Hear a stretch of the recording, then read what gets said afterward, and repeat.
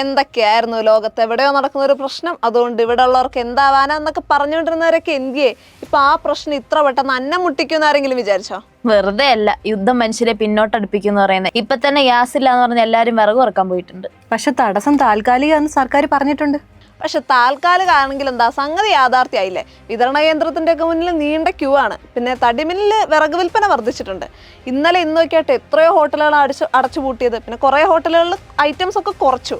പിന്നെ നമ്മുടെ തിരുവനന്തപുരം മെഡിക്കൽ കോളേജിലെ ക്യാൻറ്റീനിൽ തന്നെ അരിഭക്ഷണമൊക്കെ നിർത്തി, ചപ്പാത്തിയും പൊറോട്ടയും മാത്രമേ ഉള്ളൂ. ട്രെയിനുകളിൽ ഭക്ഷണ വിതരണം താൽക്കാലികമായിട്ട് നിർത്തിവെക്കാൻ പോകുന്നൊക്കെ പറയുന്നുണ്ട്. അതുപോലെ സ്കൂളുകളിൽ ഗ്യാസ് അടുപ്പ് വേണ്ട, ഇനി വിറകിൽ വെച്ചാൽ മതി എന്നൊക്കെ പൊതുവിദ്യാഭ്യാസ വകുപ്പ് പറഞ്ഞിട്ടുണ്ട്. അങ്ങനെ എന്തോരം മാറ്റങ്ങളാണ് ഇത്ര ചെറിയ സമയത്തിനുള്ളിൽ ഉണ്ടായത്.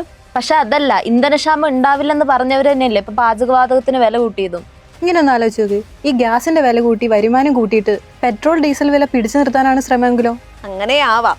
റഷ്യയിൽ നിന്ന് വില കുറച്ച് അസംസ്കൃത എണ്ണ വാങ്ങിയതും കരുതൽ ശേഖരം ഉണ്ടാക്കിയതും ആഗോള വിപണിക്ക് അനുസരിച്ച് വില കുറയ്ക്കാതെ എണ്ണ കമ്പനികൾക്ക് വരുമാനം വർദ്ധിപ്പിക്കാൻ ഒരു അവസരം കൊടുത്തതുമൊക്കെ ഈ പ്രതിസന്ധി ഘട്ടത്തിൽ എണ്ണ വില വർദ്ധിക്കാതിരിക്കാൻ സഹായകമായിട്ടുണ്ട്. പിന്നെ പാചകവാതക വില വർദ്ധിപ്പിച്ചെങ്കിലും സംസ്ഥാന നിയമസഭാ തെരഞ്ഞെടുപ്പുകളെ ബാധിക്കാതിരിക്കാനും വിലക്കയറ്റം രൂക്ഷമാകാതിരിക്കാനും പെട്രോൾ ഡീസൽ വില വർദ്ധിപ്പിക്കാൻ സാധ്യതയില്ല.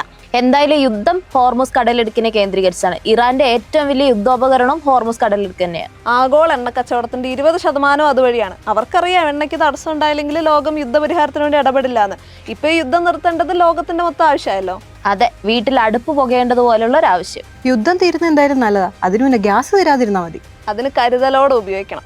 നമ്മളൊക്കെ ഈ യുദ്ധത്തിൽ ഏത് പക്ഷത്താന്നുള്ളതല്ല ഇപ്പൊ ഇവിടുത്തെ പ്രശ്നം. കഞ്ഞി വെക്കാൻ ഇത്തിരി തീ ഉണ്ടോ എന്നുള്ളതാണ് ഇപ്പോഴത്തെ പ്രധാന പ്രശ്നം.